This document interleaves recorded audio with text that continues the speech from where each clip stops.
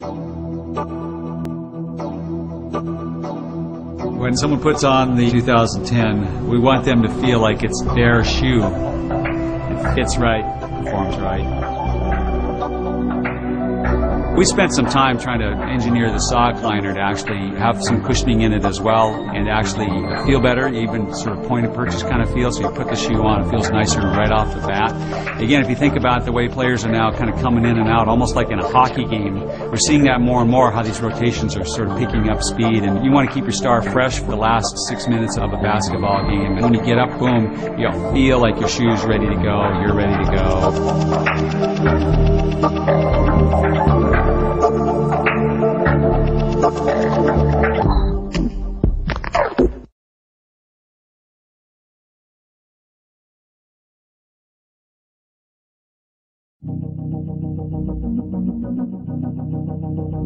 'The internal fit really was one of the biggest things that we really worked on for the athlete, making sure that when you put this thing on, it was comfortable, whether you're out there playing, whether you're sitting and waiting to play, whether you're out there wearing it for whatever reason you're wearing it for. Really working on the collar, making sure that that snugged up against your foot.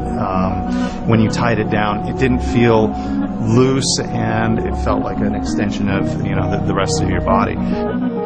These windows actually help to perform a bit of that in the way that it fit to the last. And when those pieces are put together, they actually brought the thing down a little closer. You have a better sculpting and molding, which actually enhances the better fit.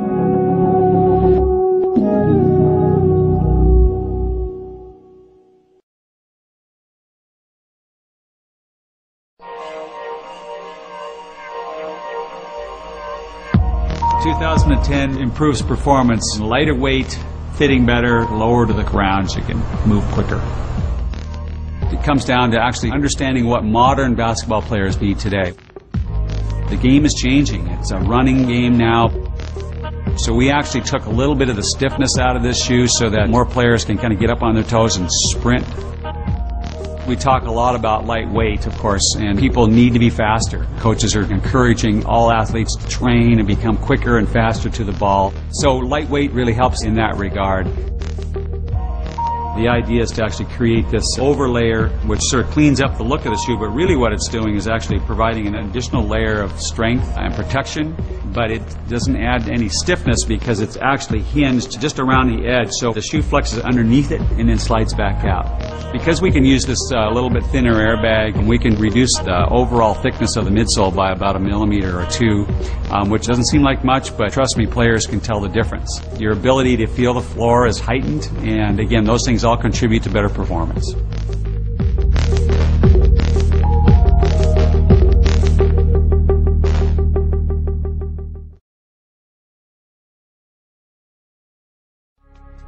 It's the latest in the line of, so far, 25. It pays tribute by saying, what's going to happen next? Let's tell a story on here. Let's go back to telling some Michael stuff, not just through the transparency, but, what it says along the side here was very kind of direct.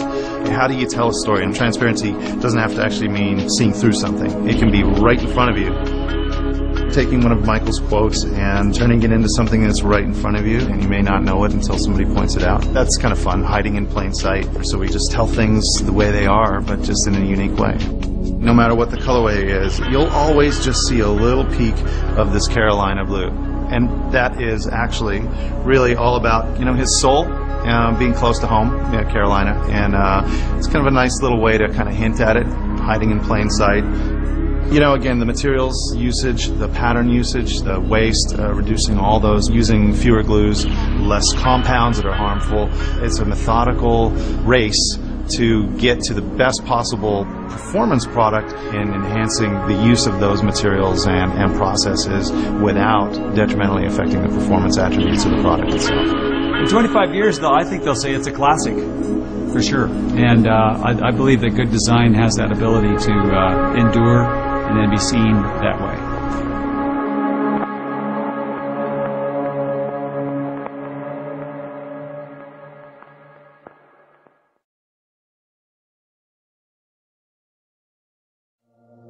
He would always let players see a little bit of his game, almost lull this opponent into thinking they knew what he was about, and then he would change it completely up and keep people off balance and catch them by surprise. It was a very sophisticated approach to playing basketball.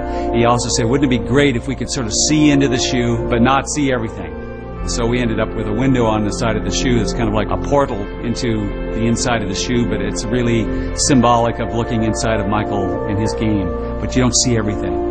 So that's kind of that storyline that we felt was very authentic and real, and part of what differentiates Michael from any other basketball player in history. There should be something unmistakably obvious about what makes this a Jordan. The main icon that you will see is that round window that's sometimes highlighted with a contrasting color. There's not so much discovery there, although you could ask the question, why is that window there? We've always had air as part of the design menu, if you will. This time around, we didn't put a window in the side so you could see the air like that, but we made the outsole clear so you could see this big, long zoom airbag, bottom-loaded, right next to the outsole, and you could see that. And I think that also was somewhat of a nod to the past, where we were a little bit more descriptive about some of the componentry.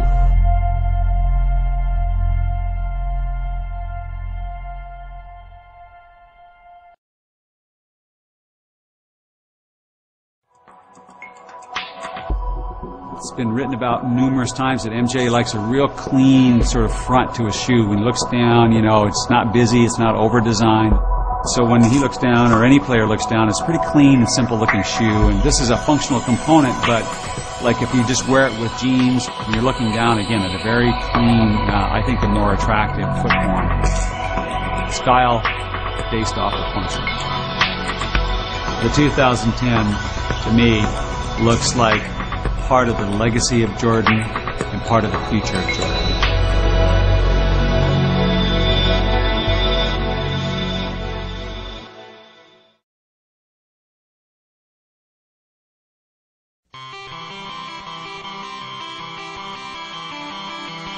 Basketball is a running game. You're on your forefoot, you're up and down. Let's take that running from the Talaria, for instance, and really apply it to the latest basketball game shoe. It's a simple concept, but not the easiest to pull off every time. How do you make it appropriate for basketball? Guys like Craig Nomi and the factory team were challenged, but up for the challenge and always brought the answer. The red that you're looking at here is actually a Zoom Air. It's bottom loaded, so it's right down next to the outsole. We put that down at the bottom of the shoe so that the first thing that strikes the ground is actually that airbag, and it disperses load immediately. That's a technology that we haven't used very much in basketball. We've used it in running before. That's innovation. That's kind of thinking a little bit differently than normal, which is what MJ's all about. We've actually trimmed the shoe down. You actually feel the court. We still want cushioning, so we've come back in with this Zoom technology, which gives us the cushioning, but we can do it in a thinner, lower profile package. Those are things that are not easy to do, but we feel that most good basketball players are asking for these kinds of things.